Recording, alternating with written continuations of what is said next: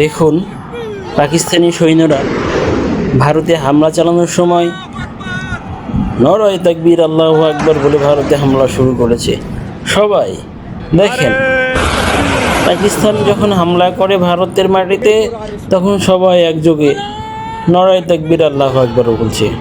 শুনুন সবাই, দেখুন কিভাবে হামলা করছে পাকিস্তান। মুহুর্মুহুর হামলা চলছে, পাকিস্তানি সৈন্যরা মুহুর্মুহুর হামলা করছে ভারতের মাটিতে।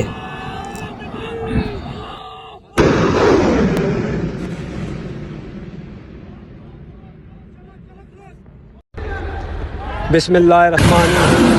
Today on 10th May at the time of Fajr, we have given a strong punch to our coward enemy. Alhamdulillah.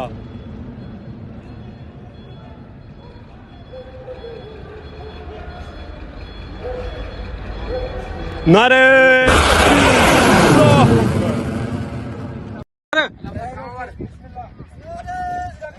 आज 10 मई अल्लाहु अकबर। आज 10 मई 05 AM F1 का फायर।